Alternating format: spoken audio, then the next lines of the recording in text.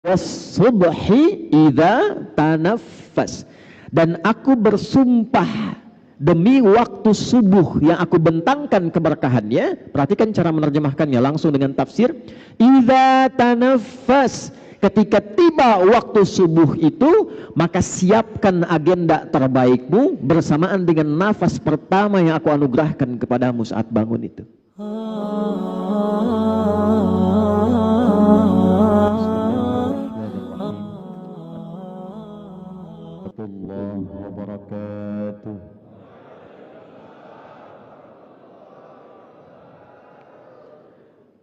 Alhamdulillahilladzi aqsama bis-subhi idza tanaffas. Wassalatu wassalamu ala Rasulillahi sayyidina Muhammadin alladzi ub'ida 'anil waswas wa 'ala alihi wa sahbihi wa dzurriyyatihi wa ummatihi ila yaumiddin wa ma khalas ba'd. فيا عباد الله أوصي نفسي وإياكم بتقوى الله فقد فاز المتقون فلا تموتن إلا وأنتم مسلمون. فقال تعالى يا أيها الذين آمنوا اتقوا الله حق تقاته ولا تموتن إلا وأنتم مسلمون.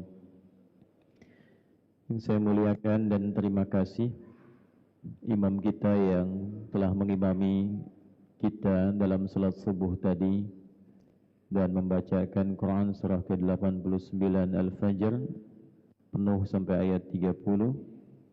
Juga di rakaat kedua disambungkan dengan Quran surah ke-93 Ad-Duha penuh dibacakan, dan diakhiri kita dengan doa kunut baik untuk kita, keluarga, masyarakat, bangsa, dan juga saudara-saudari kita di Palestina. Semoga salat kita diterima oleh Allah Subhanahu wa ta'ala. Kami hormati, kami muliakan para ulama, guru-guru kita yang menyertai keberkahan subuh ini di Masjid Al-Musabbihin. Semoga para guru kita baik di Medan juga di Sumatera Utara umumnya dijaga oleh Allah Subhanahu wa ta'ala, diikhlaskan dalam berdakwah dan mampu membimbing umat menuju kebaikan. Terima kasih Al-Ustaz Zulfikar Hajar yang telah membersamai dan hadir subuh ini. Ustazul Arafah, semoga Allah ikhlaskan dan kuatkan zikirnya. Doa kami selanjutnya untuk DKM Masjid Al-Musabbihin,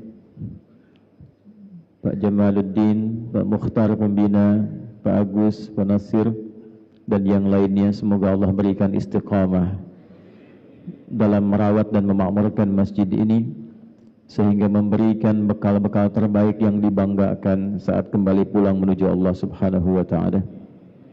Yang penting bukan mewahnya, bukan banyak hadiahnya, bukan banyak jamaahnya, tapi yang penting keikhlasan kita dalam mengelola itu sehingga melahirkan penilaian baik sampai kita kembali pada Allah Subhanahu wa ta'ala. Hari ini kita juga berbahagia Pak Wali hadir membersamai kita. Terima kasih Mas Wali Muhammad Bobi Afif Nasution. Hadis Nabi menyampaikan akan sangat indah antara pemimpin dan rakyat itu bila saling mendoakan. Tusalluna alaihim wa yusalluna alaikum. Kita doakan mudah-mudahan Pak Wali diberikan kesehatan, hidayah dan bimbingan dari Allah Subhanahu wa ta'ala sehingga diringankan dalam mengemban amanah yang meringankan hisab di hari kiamat insyaallah. Semoga istiqomah berada di masjid insyaallah. Hadir bersama kita alhamdulillah Pak Ijek, Pak Haji Musa Rajeksa. Ayah beliau ini orang baik, banyak jejaknya di Sumatera Utara. Saya tidak berjumpa dalam hidupnya, tapi saya merasakan keberkahan pasca wafatnya. Saya baru tahu ternyata ada anak didik kami ahli Quran pun itu diperhatikan oleh beliau. Mudah-mudahan dan ada pesan yang sangat juga cukup baik yang ditinggalkan dari jejaknya, Pak Musa mudah-mudahan bisa meneruskan kebaikan-kebaikan ayahnya yang peduli dengan Sumatera Utara. Jemaah sekalian, mengapa kita harus menunaikan salat subuh? Mengapa di dalam Al-Quran dari 5 waktu salat hanya subuh yang diberikan 2 nama dan disebutkan langsung di dalam Al-Quran dengan sumpah?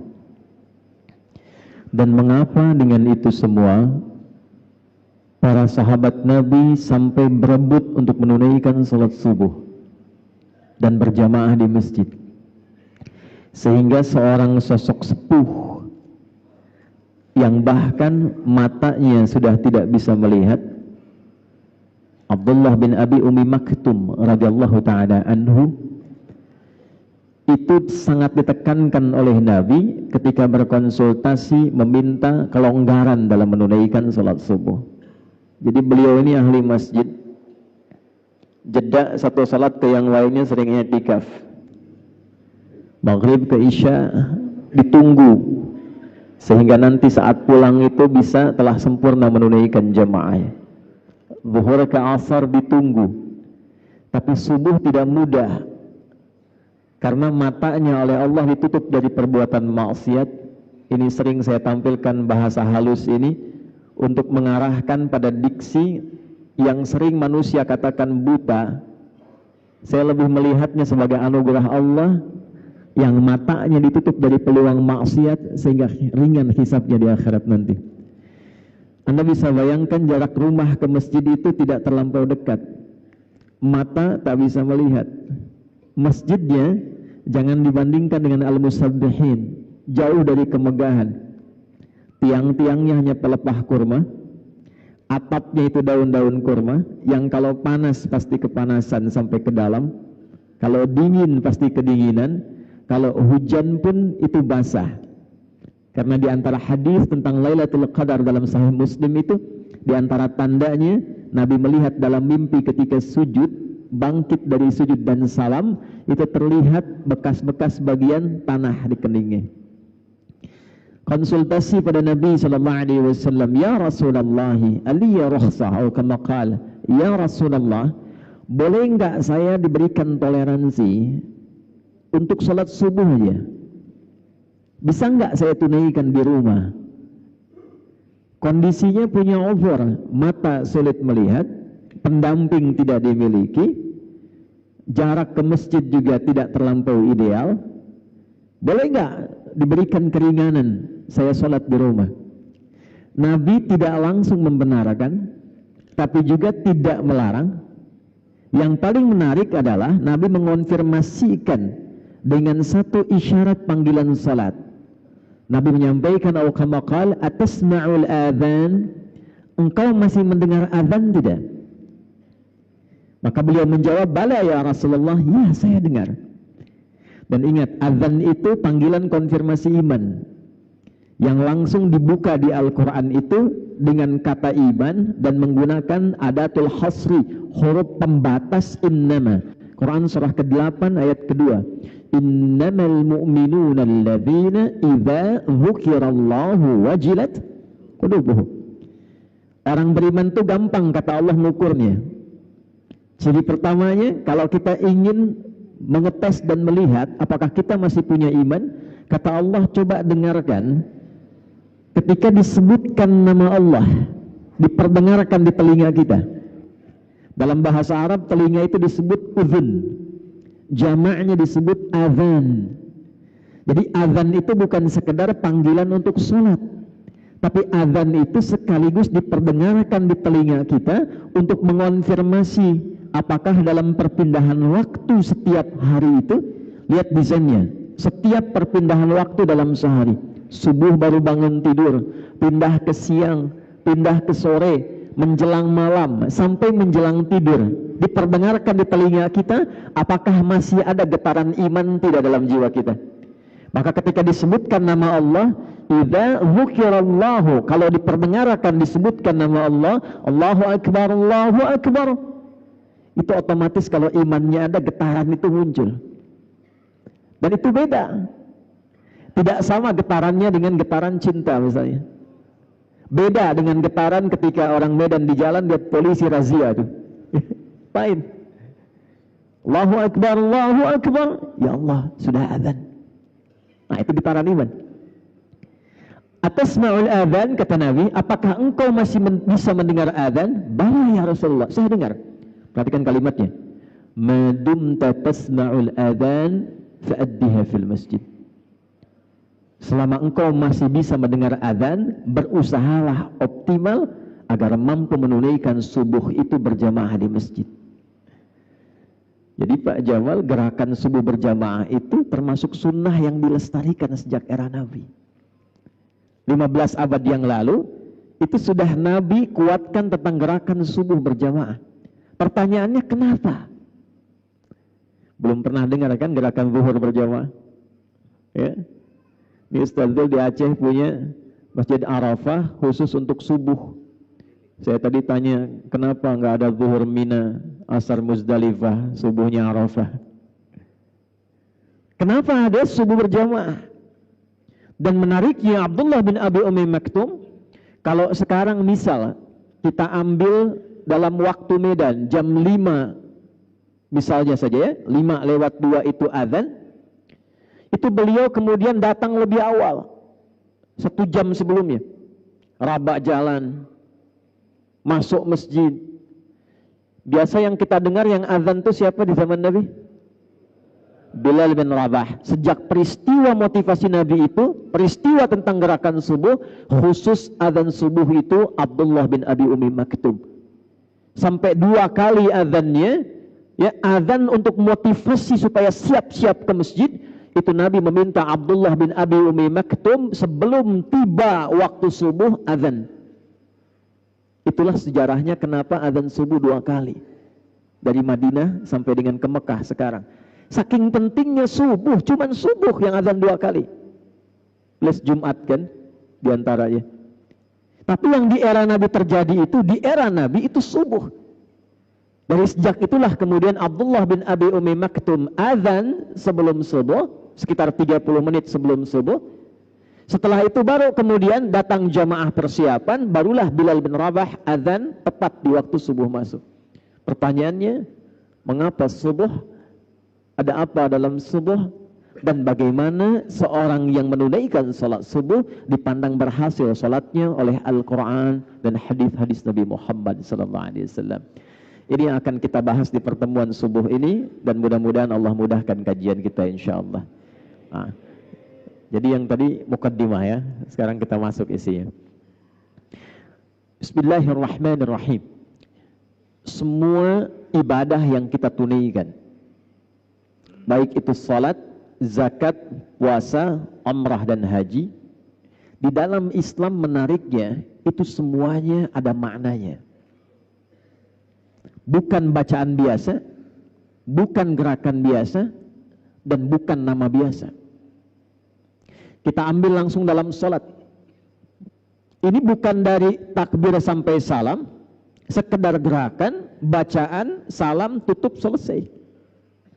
Salat itu tidak hanya sampai situ. Tapi ternyata dari semua gerakan dan bacaannya itu punya makna. Dan dengan makna inilah Nabi bimbing sahabat-sahabat utama sampai mereka jadi orang hebat di zamannya, di semua profesinya. Anda bisa bayangkan, dari salat saja yang modal pakaian berbisnis, itu bisa jadi orang paling kaya di zamannya, yang saat kami riset secara serius, itu Abdurrahman bin Auf saja dikonversi ke masa kini, asetnya itu sampai 72.000 triliun. Dari sholat. Itu hanya mengamalkan makna berdiri. Amr bin As itu membawa rombongan dari Afrika Utara, jalan dari Mesir, Libya, Tunisia, Maroko, Aljazair sampai ke Syam di Syria. Itu semua tempat yang dilewati, tidak ada perang, tidak ada paksaan, masuk Islam, dan dahsyatnya bukan sekedar masuk Islam, tapi tempatnya maju dan berperadaban. Sampai Afrika Utara itu jadi provinsi.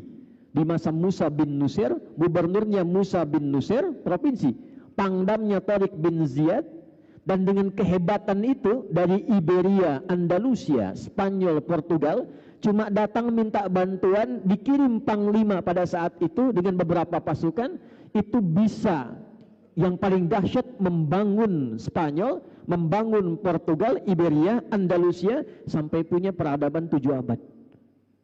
Itu dari sholat. Anda bisa bayangkan. Dan dahsyatnya, semua nama yang melekat pada sholat itu bukan nama biasa.